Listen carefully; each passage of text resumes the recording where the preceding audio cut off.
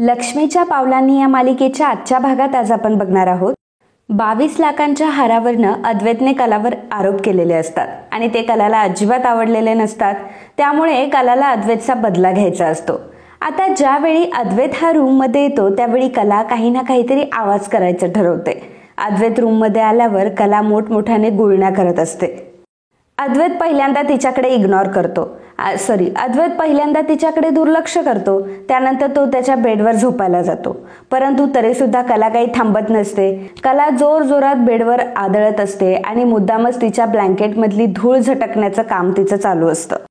आता मात्र अद्वैतला खूप इरिटेट होतं आणि मग अद्वैत मोठ्याने ओरडतो की ए काय करतीयस तू? रात्रीच्या वेळी उगाचच कसलेही आवाज करू नकोस हा. मला रात्रीच्या वेळी शांतता लागते.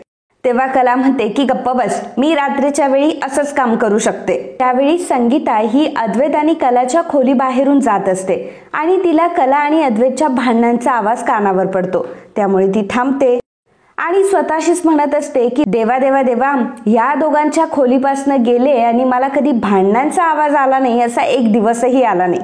आणि यांच्याकडे पाहायला गेलं ना तर या दोघांचं एकमेकांशिवाय पानही हालत नाही. पण ते म्हणतात ना, तुझं माझं जमेना आणि तुझ्या वाचून करमेना, अगदी अशी हालत आहे ह्या दोघांची. कोल्हापुरात जर कोणाला कुस्तीचा आखाडा बघायचा असेल ना तर फक्त आणि फक्त यांच्या रूममध्ये डोकायचं.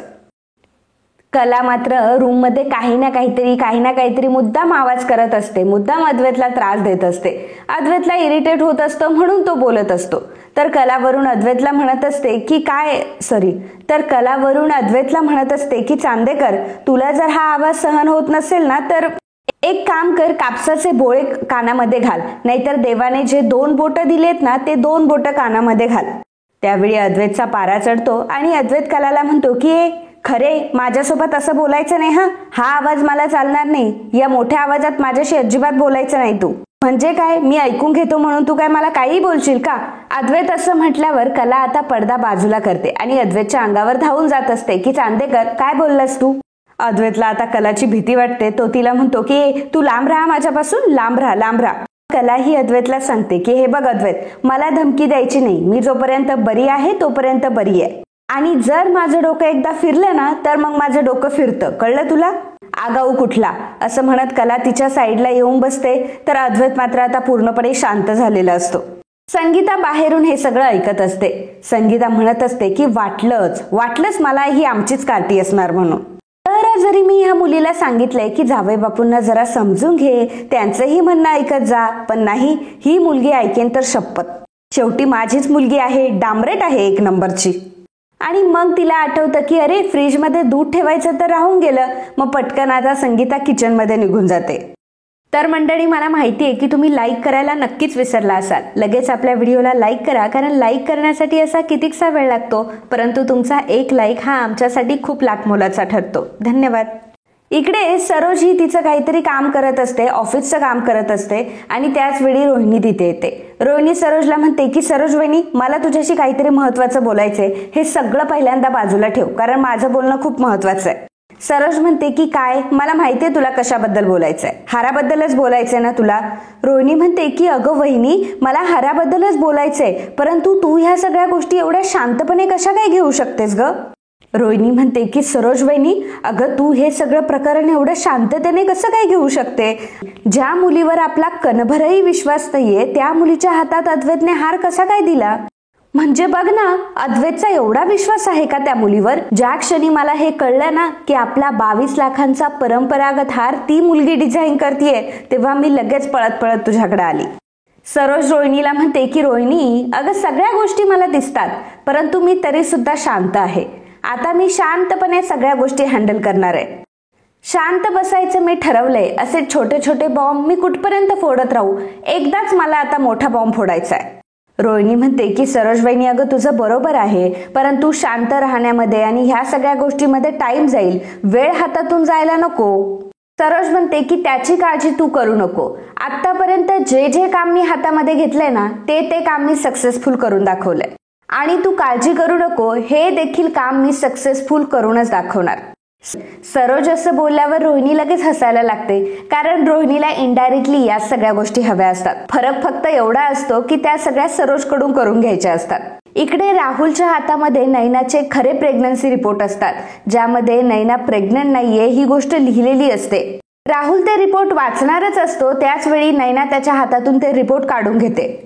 राहुल तिच्याकडे बघू लागतो. अरे असं काय करतोयस, तू किती दमलाय, जा बरं आधी फ्रेश होऊन घे. राहुलला नैनावर थोडासा डाऊट येतो, त्यामुळे तो नैनाला विचारतो की मला एकदा दाखवते काय आहे, मला बघू दे जरा. नैना म्हणते की नाही, काही नाहीये आणि तू या सगळ्या गोष्टीकडे लक्ष नको देऊ राहुल. तू एक काम कर बरं, तू जा आणि फ्रेश होऊन घे पहिल्यांदा. राहुल पुन्हा नैनाला विचारतो की मला सांग, हे प्रेग्नन्सी रिपोर्ट आहे ना? नैना म्हणते की हो प्रेग्नन्सी रिपोर्ट आहे, परंतु तुझ्या काय कामाचे? अरे पण मी बाथरूम मध्ये तुझ्यासाठी गिझर सुद्धा ऑन केलाय, जा बरं तू पहिल्यांदा बाथरूम मध्ये फ्रेश व्हायला. राहुल तरी पण नैनाला म्हणत असतो की नाही नाही, मला दाखव ना ते रिपोर्ट्स, कारण मला माहित असायला पाहिजे ना सगळ्या गोष्टी.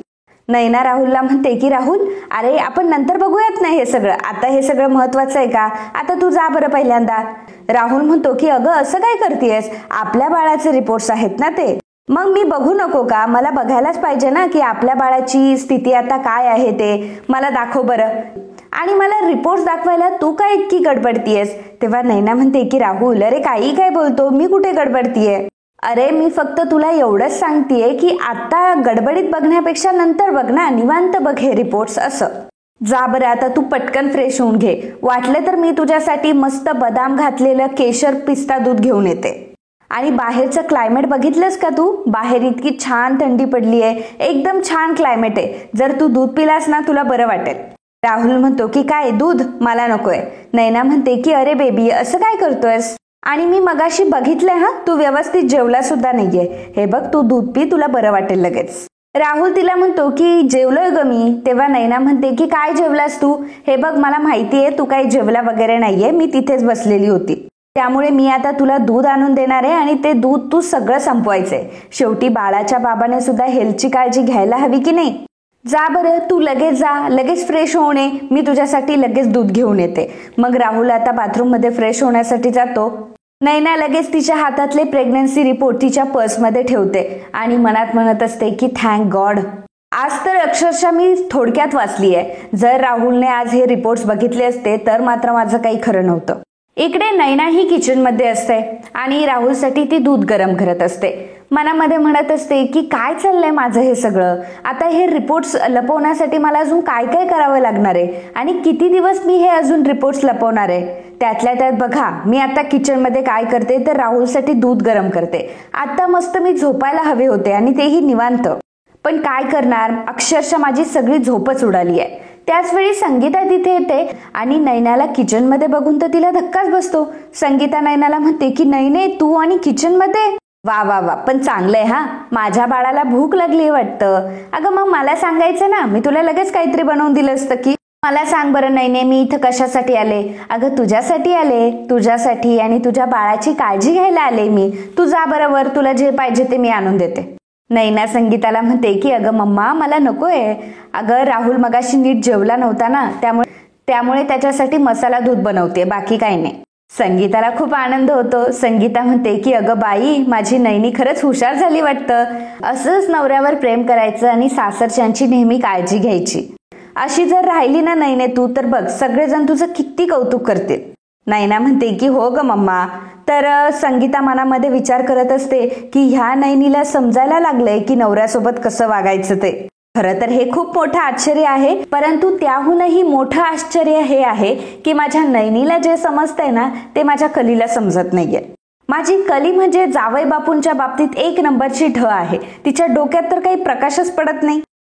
त्याच वेळी नैना ही संगीताला विचारते की मम्मा या दुधाचा कलर बघ ना एकदा.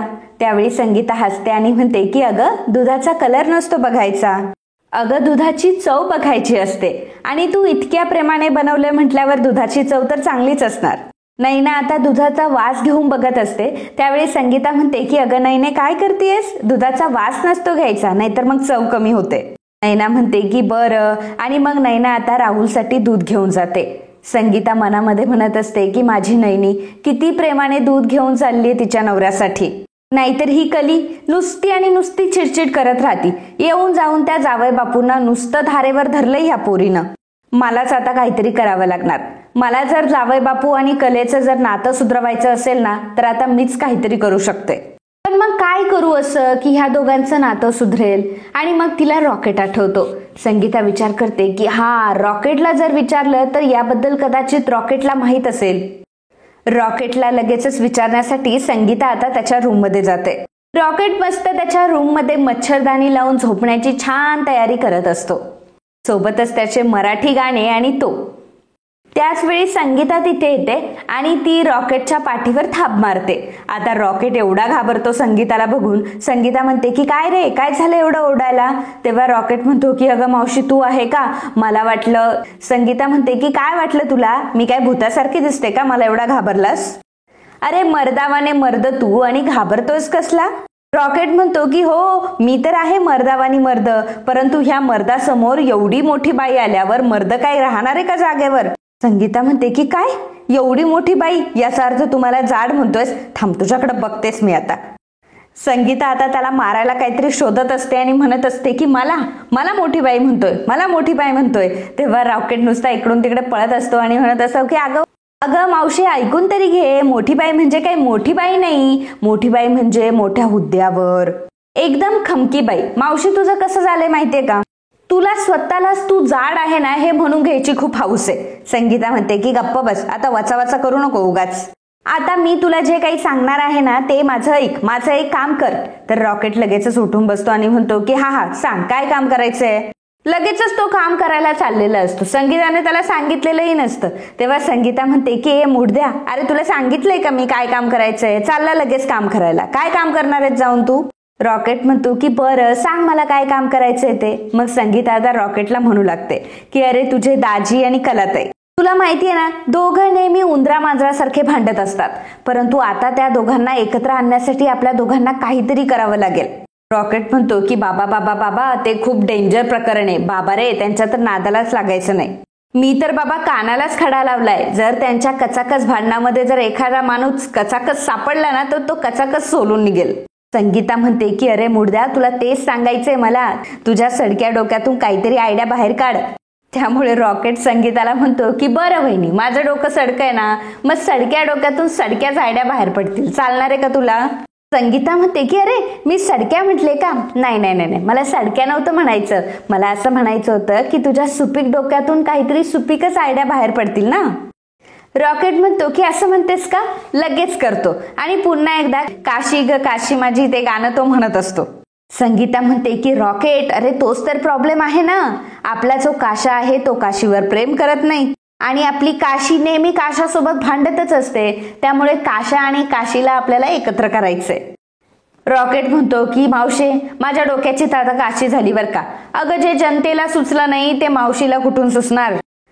संगीता रॉकेटला मारू लागते आणि म्हणते की तुम्हाला जनता मावशी म्हटला ना तुम्हाला. आणि मग त्यानंतर संगीता हसायला लागते अचानक. आणि मग तर काय, रॉकेटच्या पप्प्याच घेऊ लागते आणि म्हणते की अगं माझा मुडद्या, अगं माझा सोनूला. रॉकेटलाही मोठा प्रश्न पडतो की अचानक मला मारत होती आणि अचानक माझ्यावर एवढं प्रेम कसं काय आलंय मावशीचं. त्यामुळे रॉकेट म्हणतो की मावशे, तू अचानक माझ्याशी एवढी डेंजर कशी काय वागायला लागलीस ग? संगीता म्हणते की रॉकेट, अरे विचारूच नको, तू तर मला खूप भारी आयडिया दिली आता. रॉकेट म्हणतो की मी आणि तुला भारी आयडिया कधी दिली? संगीता म्हणते की अरे आत्ता दिलीस की. रॉकेट म्हणतो की कोणती आयडिया?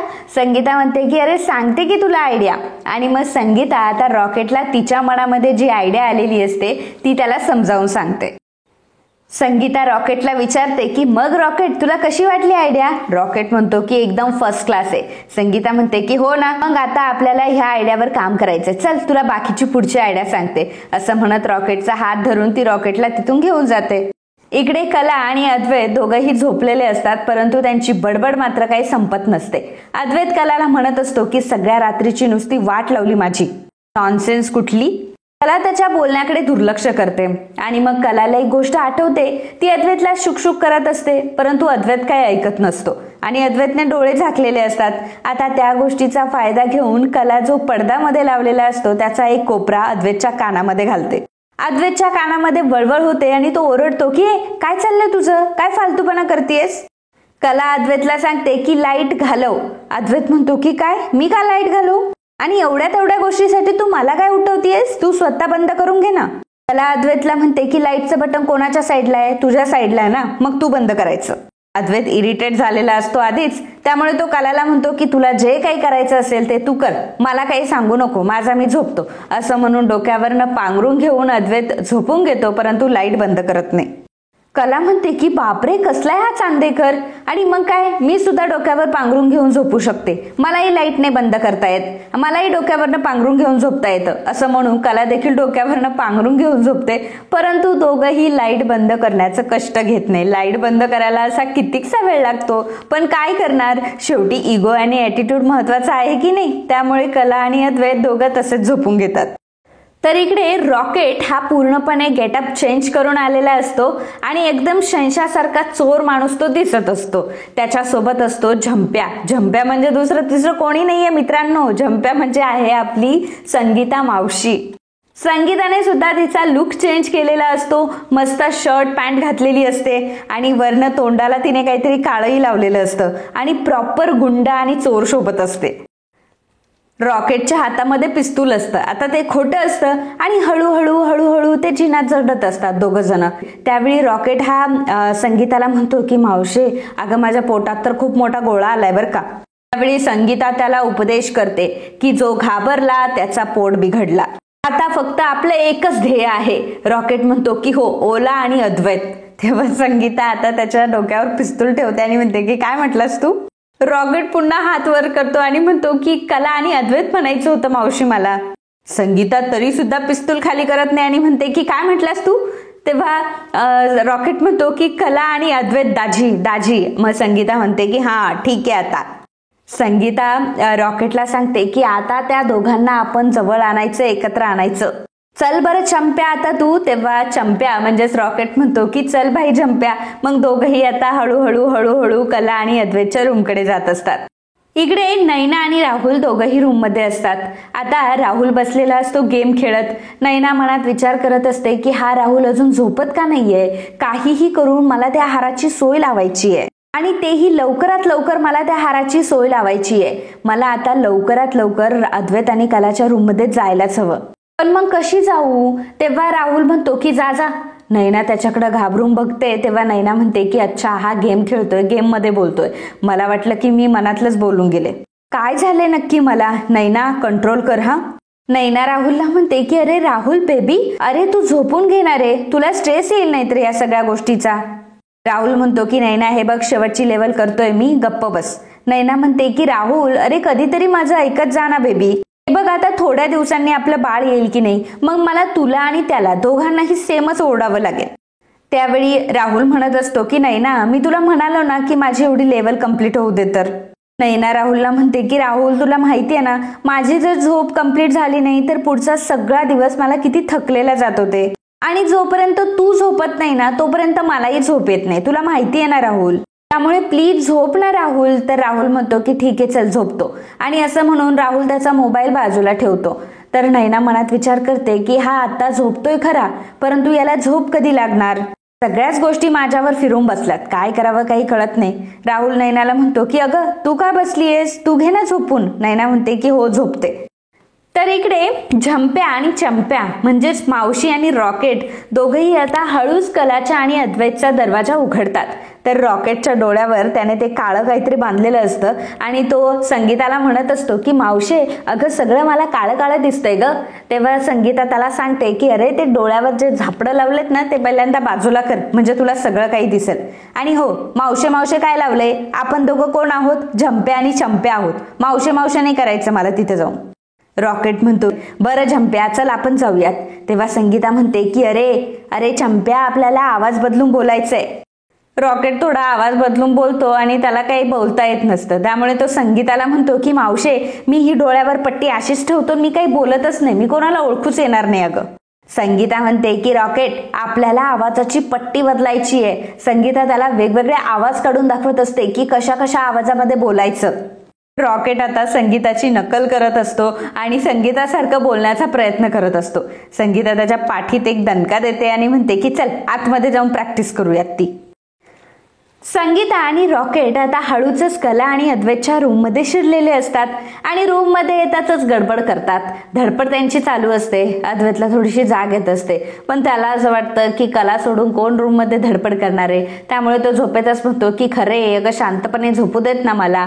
आणि त्यावेळी आता रॉकेट आणि संगीता दोघेही आता सोफ्याच्या मागे लपतात, परंतु संगीताची कंबर मात्र कामातून जाते. संगीता म्हणते की बापरे माझी कंबर. तेव्हा रॉकेट म्हणतो की एकच नंबर. संगीता त्याला म्हणते की मूड द्या, माझ्या कंबरेबद्दल बोलते मी. रॉकेट हळूच संगीताला सांगतो की मावशे दाजी उठलेत वाटतं. दाजी जर उठले ना तर आपल्या दोघांची 100% वाट लागेल बरं का. संगीता आणि रॉकेट आता दोघेही आता हळूहळू कला आणि अद्वैतकडे जाऊ लागतात. त्या दोघांचा प्लॅन असतो की रशीने कला आणि अद्वैतला बांधायचं, परंतु होतं असं की संगीता ही कलाच्या साईडने जाते आणि रॉकेट हा अद्वैतच्या साईडने जातो. त्याच वेळी काहीतरी गडबड ते करतात. बांधायच्या आधीच त्यांची गडबड होते आणि अद्वैत आणि कला दोघंही डोळे उघडतात आणि त्या दोघांना रूममध्ये बघून आता अद्वैत आणि कला खूप घाबरलेले असतात. कला मोठमोठ्याने ओढू लागते की चोर चोर चोर चोर. तेव्हा संगीता पटकन तिथला फ्लावर पॉट तिच्या मागे लपवते. चांदेकर अरे हा चोर तर आपला फ्लावर पॉट पण चोरतोय.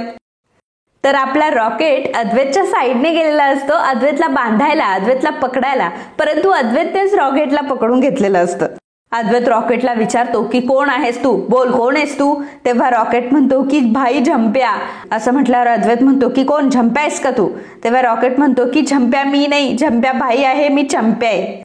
अद्वैत आता भाई झंप्याला बघण्यासाठी जरा पडदा उघडून बघतो आणि संगीताला बघून तो खूप घाबरतो. अद्वैत म्हणतो की बापरे हा खरंच चोर आहे. आणि मग संगीताही त्याला म्हणत असते की बघ झंप्या भाई दिसतोय ना तुला, गालावर बघ गालावर बघ. असं म्हटल्यावर अद्वैत पूर्णपणे हादरतो आणि पुन्हा मागे येतो. अद्वैत थोडा घाबरलाय. ही गोष्ट रॉकेटला कळल्यावर मग रॉकेटही म्हणतो की बघितला ना आमचा भाई झंप्या, आणि मी भाई चंप्या आहे, मला सुद्धा घाबरायचं. संगीता ही कलावर बंदूक रोखते, पिस्तूल रोखते आणि मग कला मोठ्याने ओरडते आणि म्हणते की चांदेकर अरे बघ बंदूक रोखली आहे माझ्यावर. अद्वैत म्हणतो की काय बंदूक. तेव्हा संगीता ही रॉकेटला म्हणते की काय रे चंप्या तुझ्याकडे बंदूक आहे ना. अद्वैत म्हणतो की काय हो तुमच्याकडे बंदूक आहे का. मग रॉकेटला आठवतं की अरे माझ्याकडे बंदूक पण आहे. मग रॉकेट त्याची बंदूक काढतो आणि म्हणतो की अरे च्छा विसरलोच होतो मी. अद्वैत त्याला म्हणतो की अहो असं कसं तुम्ही विसरता बंदूक काढायचं. रॉकेटने आता बंदूक काढलेली असते आणि तो अद्वैतवर बंदूक रोखून असतो. तर इकडे संगीता कलावर बंदूक रोखून असते. संगीता म्हणत असते की जास्त जर बडबड केली ना तर ठुकूर ठुकूर ठुकूर करून टाकेल तुमचं. रॉकेट अद्वैतला दम देत असतो. अद्वैतला म्हणत असतो की हात मागे. असं म्हटल्यावर अद्वैत रॉकेटच्या मागे हात घालतो. मग रॉकेट म्हणतो की माझ्या मागे नाही तुमच्या मागे हात. अद्वैत मग लगेचच त्याचे हात मागे घेतो. रॉकेट लगेचच त्याला बांधून टाकतो. रॉकेट हा अद्वैतला अशा प्रकारे बांधत असतो की रॉकेटने स्वतःची बंदूक अद्वैतच्या हातामध्ये दिलेली असते आणि मग तो अद्वैतचा हात बांधत असतो. आता अद्वैतही एवढा मूर्ख असतो की बंदूक त्याच्या हातामध्ये असते तरी सुद्धा त्याला कळत नाही. रॉकेट जेव्हा त्याचा हात बांधत असतो तेव्हा अद्वैत विचारतो की झालं का, जसं काही वेगळं काहीतरी चालू आहे या दोघांचं. संगीता आता कलाचेही हात बांधून टाकते आणि तोपर्यंत तिने बंदूक पुढे ठेवलेली असते. नंतर बंदूक हातामध्ये घेते आणि म्हणते की हा आमच्याकडे नव्हती हा बंदूक, आम्ही भाड्याने आणली आहे. काय आहे भाड्याने आणावं लागतं असं म्हणून आवाज बदलून ती कलाशी बोलत असते. कला मात्र संगीताला खरंच घाबरलेली असते कारण संगीताची ऍक्टिंग ही जेन्युइन असते. परंतु आपला रॉकेट मात्र सगळीकडे माती खात असतो. अद्वैत त्या दोन्ही चोरांना म्हणत असतो की अहो तुम्ही आम्हाला का बांधताय, काय मिळणार आहे तुम्हाला आम्हाला बांधून. तेव्हा संगीता म्हणते की प्रेम. अद्वैत म्हणतो की काय प्रेम, हो प्रेमच, जास्त बोलायचं नाही हा. संगीता आता विचित्र पद्धतीने हसत असते आणि ते तिचं विचित्र हसणं बघून अद्वैत आणि कला खरंच तिला घाबरत असतात. आता संगीता कलाला सांगते की तिळाच्या दिशेने. तिला सारखाच तिच्या गालावरचा फेक तीळ दाखवून अद्वैत आणि कला ह्या दोघांनाही घाबरवत असते. आता कला आणि अद्वैतला दोघांनाही जवळ आणलेलं असतं. त्यावेळी अद्वैत कलाला आवाज देतो की खरे. असं म्हटल्यावर संगीताला वाटतं की मलाच म्हटलेत, म्हणून संगीता बोलून जाते की काय आहे. असं म्हटल्यावर आता अद्वैत आणि कला दोघंही संगीताकडे बघू लागतात आणि मग संगीता तिचा आवाजातला टोन चेंज करते आणि म्हणते की काय आहे, आणि मी भाई झंप्या. मग रॉकेट लगेच म्हणतो की मी आहे भाई चंप्या. आता ह्या रॉकेटने अद्वैतचे हात बांधता बांधता बंदूकही बांधून टाकलेली असते, तेही अद्वैतच्या हातामध्ये.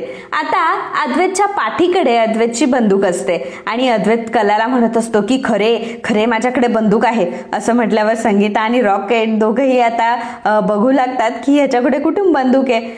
रॉकेट आता अद्वैतच्या हातातली बंदूक बघून हसायला लागतो आणि म्हणतो की आता जर यांनी बंदुकीमधून गोळी मारली ना तर गोळी मात्र भलत्याच ठिकाणी लागणार आहे. असं म्हटल्यावर अद्वैत घाबरतो आणि अद्वैत जरा बंदूक थोडीशी साईडला करतो आणि सारखा गोल गोल फिरत असतो आणि सगळ्यांना हँड्सअप हँड्सअप हँड्सअप हँड्सअप म्हणत असतो. त्यावेळी रॉकेट चोर असून हात वर करून उभा असतो. संगीताला कलाला म्हणते की इथे जास्त जर तू हँड्सअप केलं ना तर मी तुझ्या बायकोला ठो ठो ठो करून टाकेल. तेव्हा अद्वैत म्हणतो की हा चालेल चालेल. कला रागाने त्याच्याकडे बघते आणि म्हणते की नाही नाही नाही नाही चालणार. अद्वैत आणि कला दोघांचेही हात आता बांधलेले असतात. कला अद्वैतला म्हणत असते की अरे चांदेकर कर ना, काहीतरी कर ना. अद्वैत म्हणतो की खरे अगं त्यांनी बंदुका धरल्यात, काय करणार आहोत आपण. कला म्हणते की कुठं बंदुका धरल्यात त्यांनी. त्यावेळी रॉकेट हा बंदुकीवर फुफू करत असतो. त्यावेळी अद्वैत चोराला सांगतो की बंदूकनी तेव्हा कुठेतरी आता आपला रॉकेट बंदूक व्यवस्थित रोखतो. अद्वैत कलाला म्हणतो की आता काय करायचं. कला म्हणते की का सगळ्या गोष्टी काय मीच सांगायच्या का तुला. असं म्हणून अद्वैतच्या पायावरती जोरात पाय देते.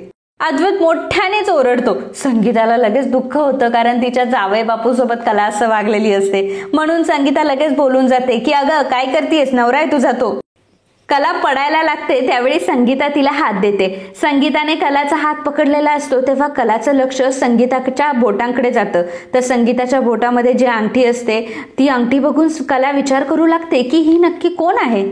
कला ही संगीताकडे जरा डाऊटनेस बघायला लागते. त्यावेळी संगीता म्हणते की बघतीयस काय अशी. संगीता आणि रॉकेट आता मोठी रशी घेऊन कला आणि अद्वैत ह्या दोघांनाही बांधून टाकत असतात. त्यावेळी अद्वैत म्हणत असतो की अहो असं काय करताय, ऑलरेडी तुम्ही आम्हाला बांधलंय, अजून का बरं बांधताय. संगीता आणि रॉकेट त्यांचं काम करत असतात आणि कला आणि अद्वैतला ते एकत्र बांधून टाकतात. कला तरी सुद्धा अद्वैतची भांडतच असते. अद्वैतला ती म्हणत असते की काय करतोयस अद्वैत, अरे काहीतरी कर ना. आणि ती त्या चोरांना सांगत असते की आम्हाला एवढं जवळ नका बांधू एकमेकांना. अद्वैत म्हणत असतो की खरे काहीतरी कर ना तू. तेव्हा कला म्हणत असते की मी काय करणार आहे चांदेकर, तुला कधीच काही करता येत नाही, तुझं काही कामाचा नाहीयेस तू. आता रॉकेट संगीताला म्हणत असतो की भाई झंप्या आपल्याला तर खूप भीती वाटायला लागली आहे. संगीता आता कलाला म्हणते की चल ए पोरी नाचून दाखव. कला म्हणते की मला नाही येत नाचता. मग रॉकेट अद्वैतला म्हणतो की अहो तुम्ही नाचून दाखवा मग. अद्वैत म्हणतो की मला नाही येत नाचता. संगीता आता बोलून जाते की मला नाही नाचता येत, कळलं का अद्वैतराव. असं म्हटल्यावर कला शॉक होते, अद्वैतही शॉक होतो. कला वेगळ्या गोष्टीमुळे शॉक झालेली असते की अद्वैतराव का म्हणतोय हा चोर अद्वैतला. आणि अद्वैत यामुळे खुश झालेला असतो की चोर सुद्धा मला अद्वैतराव बोललेला असतो. त्यामुळे अद्वैत संगीताला म्हणतो की मिस्टर झंपक सर प्लीज तुम्ही मला अद्वैतराव तर म्हणालाच आहात ना, फक्त द ग्रेट अद्वैतराव असं म्हणा ना. संगीता जाता तोंडावर पडलेली असते आणि मग संगीता म्हणते की देईन एक कानाखाली आता एक ठेवून. संगीतानंतर कलाकडे बंदूक रोखते आणि म्हणते की नी नाचून दाखव कले, कळलं का. असं म्हटल्यावर कला आता संगीताकडे बघू लागते. कले हा चोर मला कले कस काय म्हणू शकतो. आणि मग कला विचार करू लागते की मला जी शंका येते ती शंका खरी आहे का. मला असं का वाटतंय की ही आई आहे, आई मला आवाज देतीये किंवा आई आणि रॉकेट असल्यासारखा भास का होतोय मला. आणि एवढंच काय तर अद्वैतला अद्वैतराव सुद्धा म्हटली ही.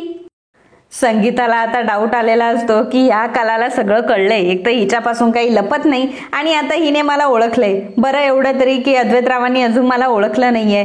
त्यामुळे ती कलाला हळूच म्हणत असते की नाच पटकन, नाहीतर मी आता एक ठेवून देईल तुझ्या, चल नाच पटकन. कला आता संगीताकडे बघू लागते आणि कलाला आता कन्फर्म झालेलं असतं की हे चोर दुसरे तिसरे कोणी नसून ही संगीता आहे आणि हा रॉकेट आहे.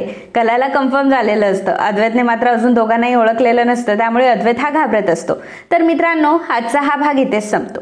पुढील भागामध्ये आपल्याला बघायला मिळणार आहे हे दोन चोर म्हणजे झंप्या चंप्या म्हणजेच आपली संगीता आणि रॉकेट दोघंही कला आणि अद्वैतला घाबरवत असतात. त्याच वेळी नैना ही कला आणि अद्वैतच्या रूममध्ये हार चोरी करण्यासाठी आलेली असते आणि येताना ती बघते तर काय की दोन लोक कला आणि अद्वैतला घाबरवताय. नैना विचार करू लागते की हे दोघं जण चोर दिसताय, मला आता याच गोष्टीचा फायदा घ्यायला हवा. काहीतरी करून या दोघांवर सगळ्या गोष्टी येतील असं काहीतरी करावं लागेल. मला माझं काम आता लवकरात लवकर करावं लागेल. त्यामुळे नैना लगेचच चांदेकरांच्या घरातल्या सगळ्या लाईट्स ऑफ करून टाकते आणि म्हणते की आता चांदेकरांच्या घरातल्या लाईट्सच गेल्यात.